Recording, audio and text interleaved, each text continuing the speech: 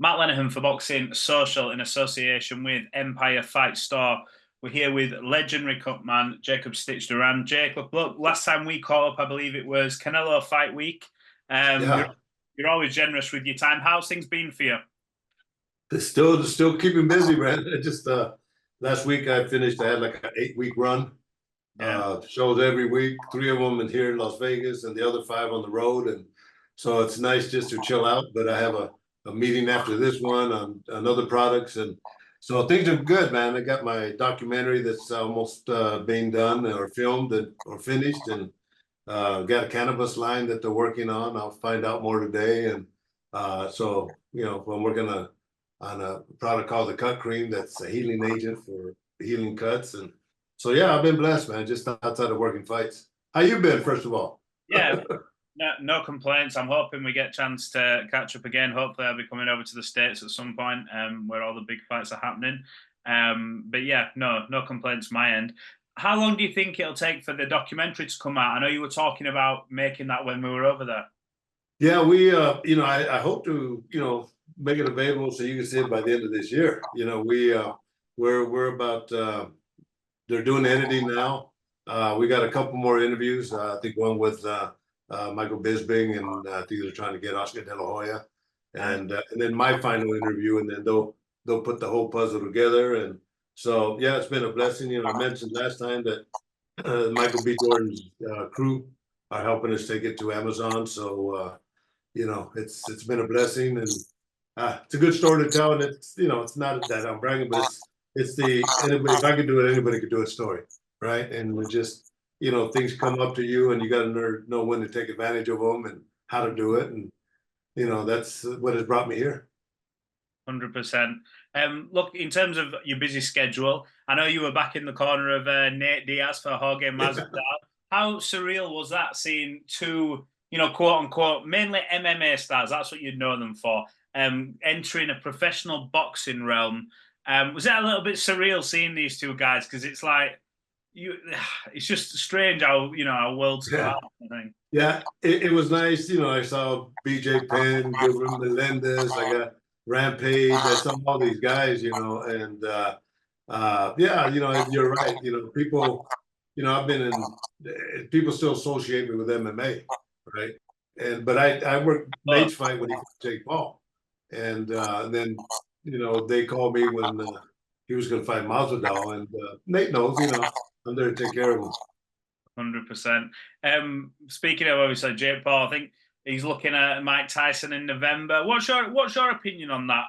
Obviously, I know these fights are happening, like obviously from combat athletes from your different backgrounds, your MMA, jiu-jitsu, they come over into the boxing world. Obviously, Mike Tyson, legendary fighter. I mean, back in the day, a lot of people would have said at his prime, probably the greatest at one point. What do you make of him coming into this at this stage in his life against Jake Paul? Yeah, it's not you can beat anything, but you can't beat time. Jake Paul's on top of his game, and and it's all social media fights and all that. But the bottom line is they're hurt each other. Yeah. And listen, if I was training Jake, I'd have him tie Mike Tyson up every time he got close for the first 2 rounds to get him tired, and then change the rhythm on that. But yeah, I think that kind of passed already. He got sick. So it's kind of like that Joe Biden type of thing here in the United States, where he didn't do well and he bailed out, and we'll see if Mike bails out or if he stays with it. But either way, fans are going to tune in. I saw on your Instagram the other day, I think you uploaded a clip of Mike Tyson talking. I think might have been 2002 or 3, and he talks about fighters' health and financial security, and it was something that you brought up. Just touch a little bit on that, and fighters and financial security and getting the best advice, because a lot of the times historically in years gone by, we've seen fighters have a whole career, maybe collect world title belts, but maybe nothing in terms of left to show for it. It's funny, and I'm glad you brought that up, and that was filmed 23 years ago. What had happened, I'll go from square one to let you know how important this interview plus others were. About 23, 24 years ago, I did an interview on me wanting to do videos on wrapping hands, working cuts, what I do, right? Yeah. Well, this young kid, John Barnhouse, had just graduated from the American Film Institute, young kid. And he read the article and he said, hey, I would love to work with you and all that. And we got together on a zero budget. And at first, we got so many interviews that we created a documentary called Boxer's Nightmare. And it deals with all the shit that fighters go through. But as I looked at it, I hadn't seen this film in over 20 years because, we didn't know what to do with it. We were nobody, right? We were nobody. And the people I showed it to, the Don Kings, the HBOs, the Showtime, they didn't want to see it. So I just kind of put it on the shelf. Well, John passed away within the last year. And I hadn't seen this film, like I was telling you, Matt, in over 20 years. And as I looked at it, it blew my mind because everybody that I have in this documentary, they're all Hall of Famers now. Half of them are dead, and we brought up every issue that concerns combat sports then. And these guys had solutions on how to fix them. And I looked at this film and I said, shit, this is, it's a Bible of how to take care of these fighters. But I look at it now everything that was happening in Boxer's Nightmare, when we're done, send me your email. I'll send you the video. Yeah. And it's still in its rough stages, but the interviews are tremendous. And what I want to do now is get current interviews, because now it affects MMA fighters. Everything from dementia pugilistica to dehydration to finances to taxes to everything. So here's who I have. All right, then let me give you the list of guys, and if you've been in the boxing game for a while, you know who they are. But Mike Tyson, before he got his tattoo, which is great, and the question I asked Mike is, what do we do for these young kids? And Mike says, guys like me, Lennox Lewis, Holyfield, Oscar De La Hoya, when we fight, get some of our money, let's give it to these guys. We don't need it. We're taken care of, but not these guys. And that's for a pension plan and insurance plan. So that was one of the statements. But we got, for the fighters, we got Mike Tyson, Fernando Vargas when he fought Felix Trinidad, Eddie Mustafa Muhammad, legends, right? And Eddie Mustafa Muhammad said, the ultimate goal of a fighter is to render his opponent unconscious. And that's the knockout. But knockouts create long-term damage. All right, so those are the fighters. The referees, I have Joe Cortez, Richard Steele, and Mills Lane. Now, Mills Lane has already passed, right? So he's gone. I have Chuck Bodak, Cutman, Miguel Diaz. Chuck's already passed. I have Emmanuel Stewart. He's passed, but he's a legend, right? All these guys, Dr. Hermansky, Dr. Goodman from the Nevada State Athletic Commission here that talked about all these issues. Who else do I have? I mean, just all this collection of all these guys, and we all had a solution, and nothing's ever been done. So now that I'm a little bit more recognized, and but the thing with this, Matt, is when I saw it, I'm thinking, you know what? I've been fighting for fighters' rights a lot longer than when the UFC let me go. This has been a journey that I've always had, is to take care of fighters. And that just kind of solidified that I was doing this 23 years ago. How can you say I just jumped on the wagon? Yeah. So I want to reshoot and get some current interviews and find out how come this has never changed. You should, 100%. Yeah, I'm going to. You should. You mentioned at the start of the interview, in terms of your own documentary about a something from nothing scenario. One of the current combat stars I think we have right now. I know he's going through a bit of a terrible time, but someone who made that jump over to professional boxing, made a big splash in obviously the UFC, Francis Ngannou. When you look at someone like him and his story, and I know my heart goes out to him and his family, but at the present time, but when you look at where he's come from, is he someone who you would look at as an example of nowadays of, he really was given nothing, like in terms of the stories we've had in the past from legendary fighters, he's one that stands out at the minute. Would you agree in terms of his accomplishments? And there's so many guys like that. And, Francis became, actually, if you look at it, also the face of the rebellion. That, what? Yes. I am the gladiator. You can't, as a promoter, you can't make money unless I fight. As a manager, you can't make money unless I fight, right? But what Francis did was pretty, it took a lot of courage. And we talked about it last night with some friends. I said, the thing, Eric, one of his trainers, and we live here in Vegas. I know Eric. He applies a lot of uses my tape and all that. So we're friends. But Eric had said in a statement when Francis deposited my money in my bank account, I cried because it was life-changing and I didn't expect it, So Francis, in doing what he did, he took care of the people that took care of him. And that's the way it should be. Yeah, he said he cried. He says, I talked about him last night with some friends that this is what Eric says is, when I saw my bank account, I cried. It literally changed my life. So that's incredible. And there's people like that, Matt. There's a lot of us like that. It's just a matter of putting the nucleus together and having us all work with one unit. So yeah, Incredible. What's you've been doing this a long time now. And obviously now that, I suppose, through the years, and especially with the introduction of social media, you as yourself have obviously become more recognized in your position in the sport. What's the biggest change you've seen, whether it be in the sport of boxing or in the specific profession that you do, from the start when you first started to where you are now? What's the biggest change? It's life-changing. Everything has changed. I'm not that little Chicano kid that grew up as a farm worker. I am, but I to come from the roots, literally, of dirt as a farm worker, to come and travel the world and be with the best of the best of the best. It blows my mind every day. I literally, I thank God, and not a religious man, but somebody's taking care of me, but I'm taking care of them. I was in the gym yesterday with Caleb Plant, and he was going to fight August the 17th, but his opponent got cut doing pad work, which is stupid. Anyway, there's a picture that when Caleb fought Benavides, we get into the dressing room and we put our stuff down and we're there, just kind of waiting around, and I'm there and I'm just kind of standing in one little corner, and Caleb Plant comes up to me. He gives me a hug, he gives me a kiss, and says, "I love you." And that means everything. And there's more to it than that, because, like I was talking to Jordan, his wife, yesterday, at this, at that point, these guys know they're going into battle.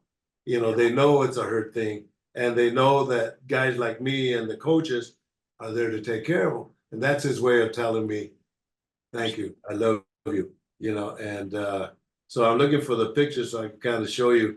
Yeah, and somebody took a picture and gave it to me. So, there was a lot of truth to that.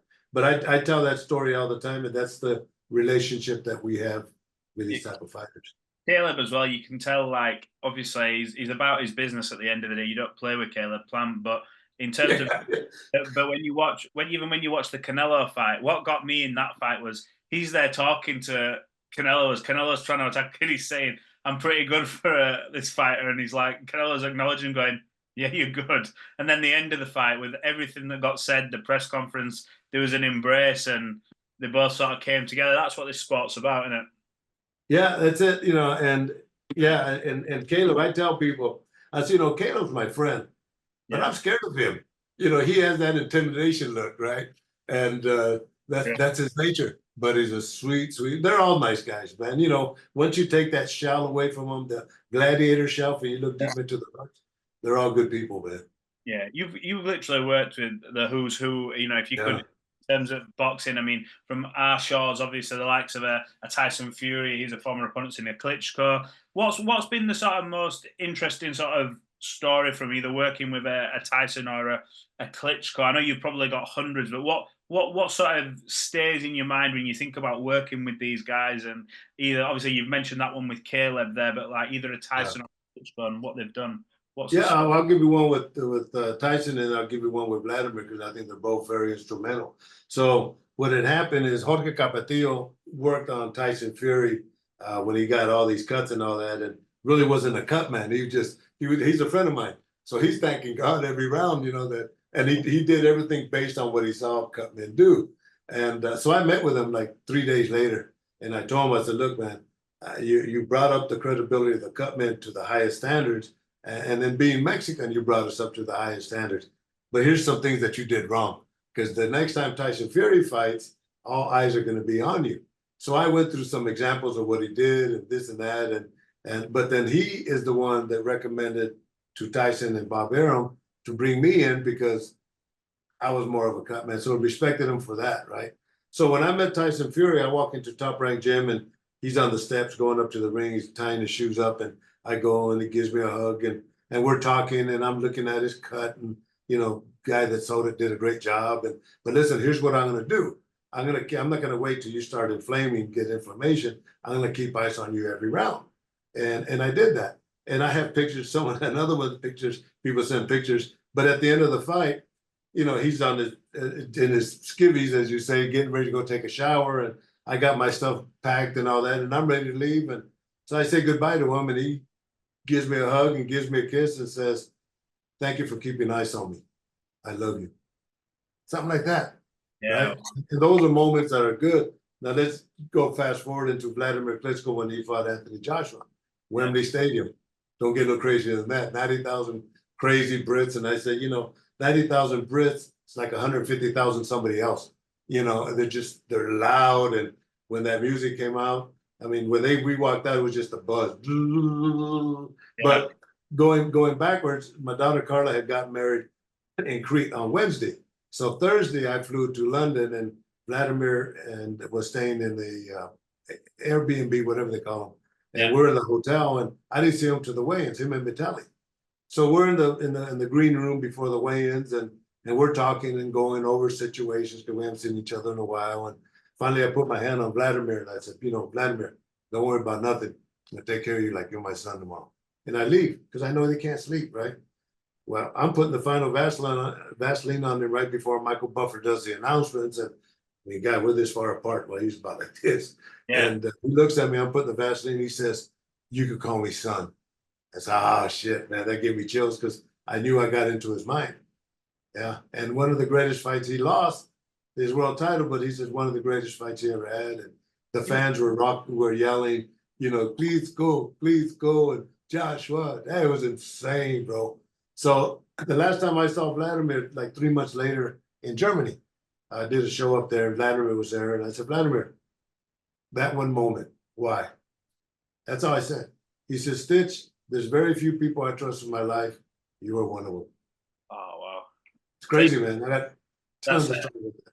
That'll stay with you more than any sort of financial gain, anything you'd ever get. That's never been about the money, man. Never been about the money. Not stupid. It's a business, you know, but it's not about that. And it's just stories. And I tons of them, tons. You give me a fighter I work with, I'll give you a story. You know, it's that crazy. Yeah. Well, these days we'll sit down, man, have a couple beers and shoot the shit. You could try my Thai Stitch that's coming out hopefully in October. And, you know, smoke a joint and drink a beer and tell stories. Man. Yeah, if we're doing any joints, has to be over there. Can't be over here. Yeah, no. It's legal in Las Vegas.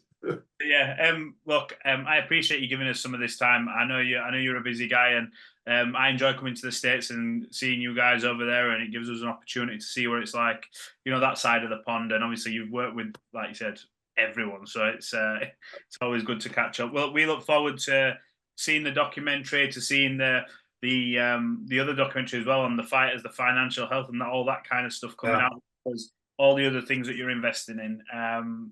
Catch up soon. Yeah, sure, of course, man. Yeah, you know, send me your email. I'll send you this film, and trust me, it's just we did it on a zero budget. So but you know, I was talking to the ESPN people, which I work with Top Rank now. It's on their shows, and I showed it to the director at Latin. He said, "Man, I loved it. I watched it back to back. He goes, "Let me present it to the producers and see what they want to do." And he says, and I told him the storyline of me and John doing it. He goes, "That's the story in itself. How you guys had the nerve or the vision to go and get these questions from these legends." And nobody turned me down. Nobody turned me down. And Mike Tyson, he's quoting Nietzsche. It'll blow your mind and just look at it. So, you know, that's the rough part. Then the new ones will, so you'll see that there was a time change but the story's still the same. So send me your address. I'll get it to you. And then, you know, let's do another interview and let's talk about this, what you've learned. 100%. No, I'm down. Like, sign me in. All right. I'll catch up with you soon. I know you've got things to do. Appreciate it. We'll talk soon. Fingers crossed from over there. All right, my man. One love. Take care.